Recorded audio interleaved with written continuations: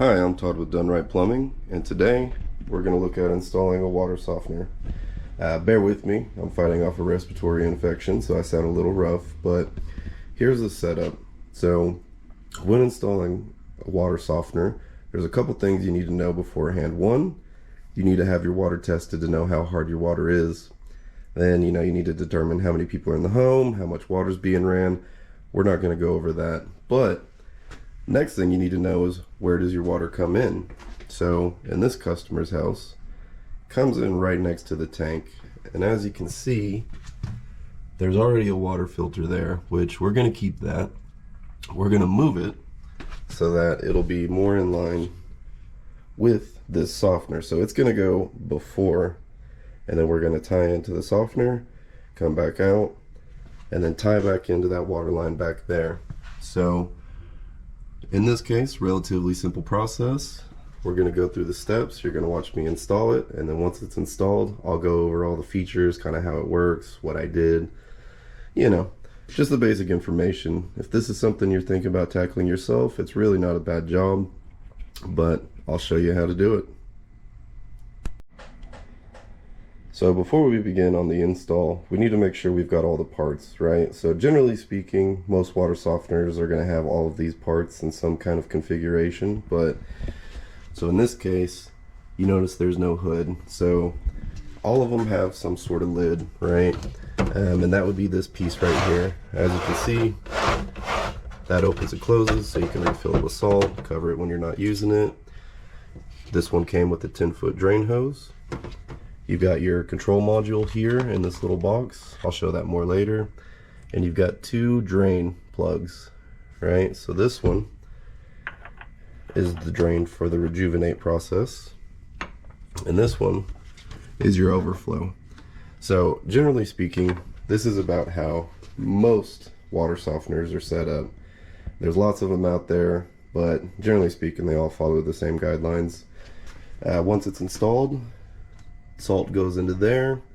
Each one's different, some take 80 pounds of salt, some take 20, some take 10. You definitely want to consult your owner's manual when it comes to how much salt to add in and the rejuvenation process, all that. But again, we're not so much going into the technical information of operating said water softener. We're just looking at the install today. So anyways, we've got our parts. Another thing to note here is this is PEX piping, which is generally pretty easy to work with, especially for just your casual homeowner. Doesn't require a lot of parts. I know on YouTube a lot of people recommend using shark bites. As a plumber, I don't, but it is something you can use. But at the end of the day, these crimp fittings with these rings are a far superior connection type, so that's what we're going with today. Again, I'll show you all that once we've got it installed. Other than that, let's get started.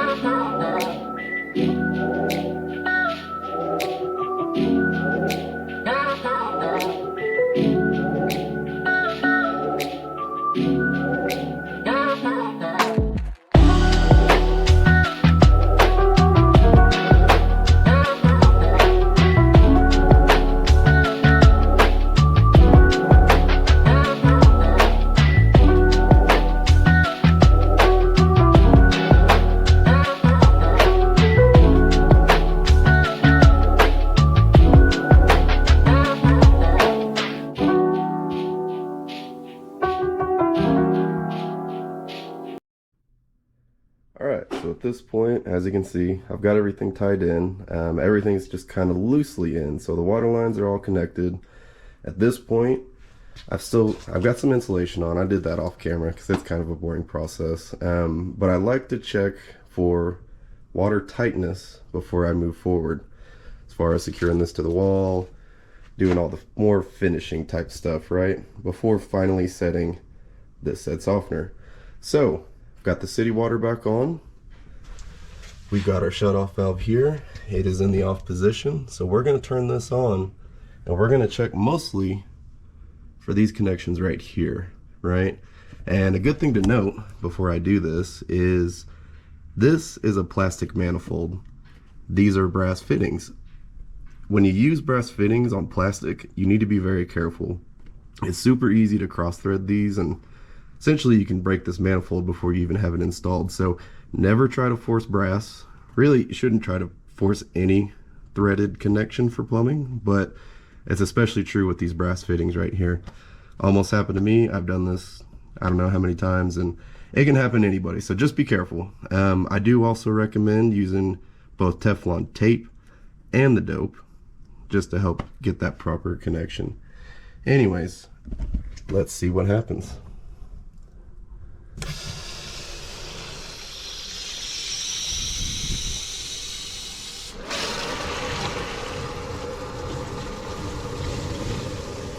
And another important thing to note is on this manifold, there's two settings you've got here. So we're in the bypass right now, and then there's service. So when you're in bypass, it's just bypassing. It's not going to the actual tank. That's part of the reason we can test this connection without starting to fill up this tank. Make sure if you do this, you're in bypass before you start setting things.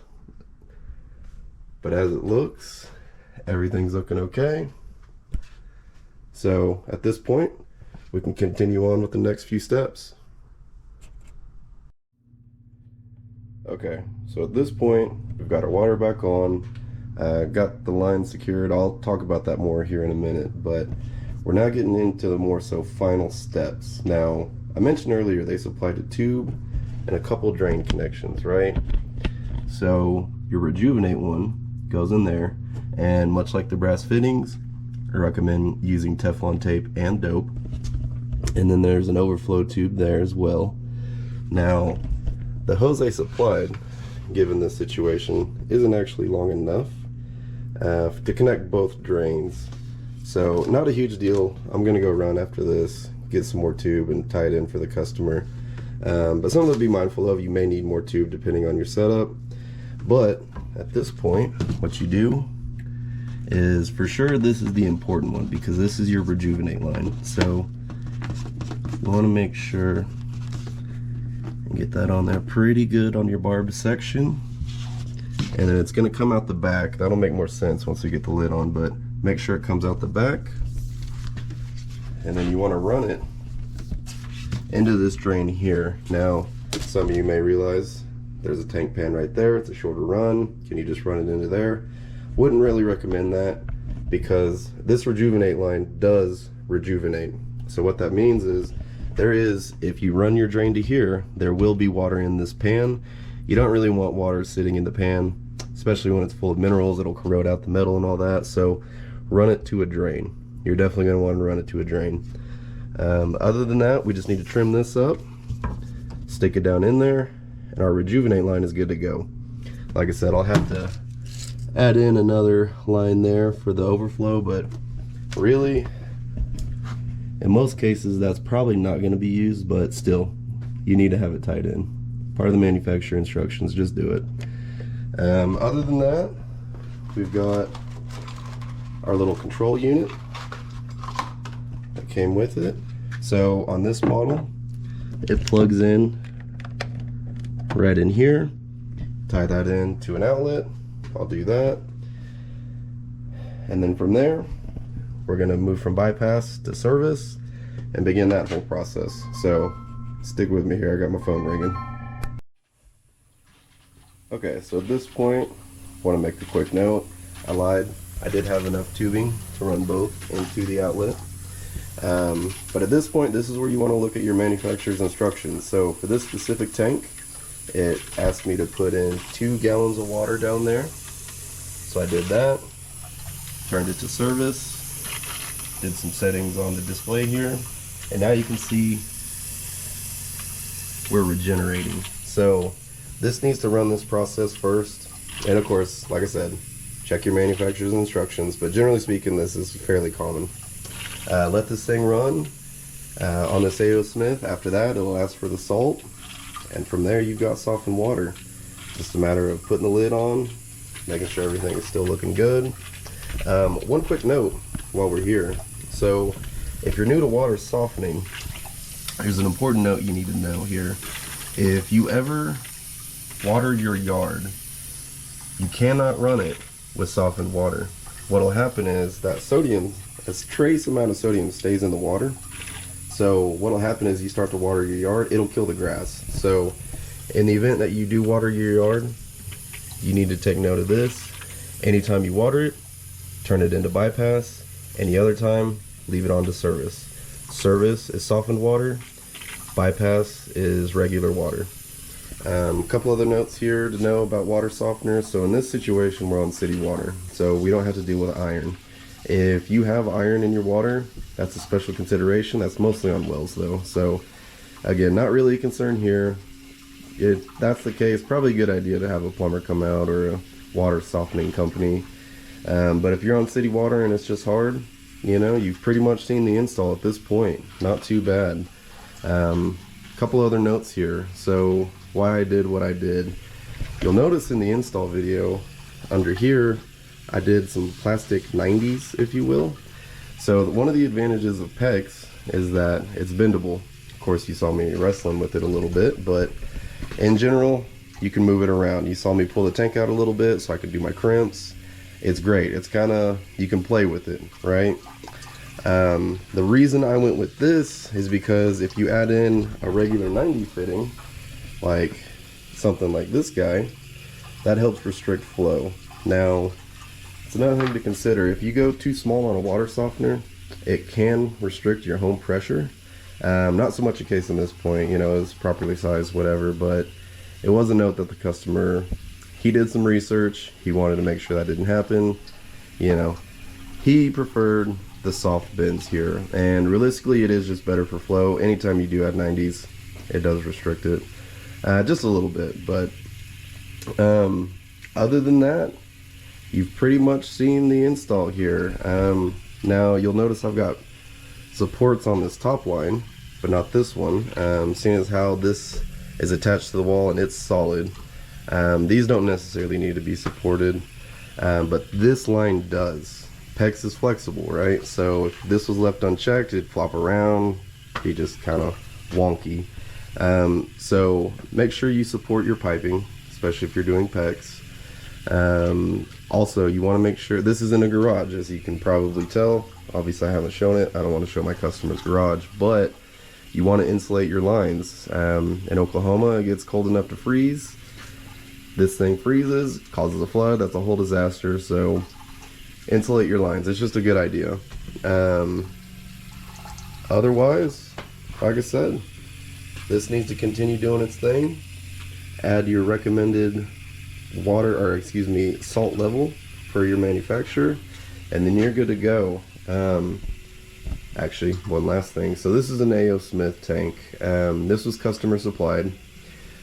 One thing to note is there are a lot of water softener companies. I'm not saying you should pick any one or over the other, but I would recommend spending a little bit more money and getting a better softener. You don't want to put some cheap Chinese softener into your home. That can lead to floods and all kinds of disasters. Buy something quality, spend the money up front. Otherwise, from here, you've got nice soft water. Every now and then, of course this depends on the model, how hard your water is, so on and so forth, but generally at least once a month, once this lid is back on, you want to check it for salt. If you need salt, just add it. That's really about it. This one has a meter, so it auto regenerates. Not all of them have that. It's another thing you want to know about your unit. You may have to personally make sure it regenerates. Otherwise, this one's pretty plug and play. I believe you got it at a big box store, so they are readily available. Just make sure you get it sized right. And if you are in the Western OKC metro area and you're looking to have one installed, not something you personally want to do, give me a call. I'd be more than happy to help you out. Other than that, you have a good day.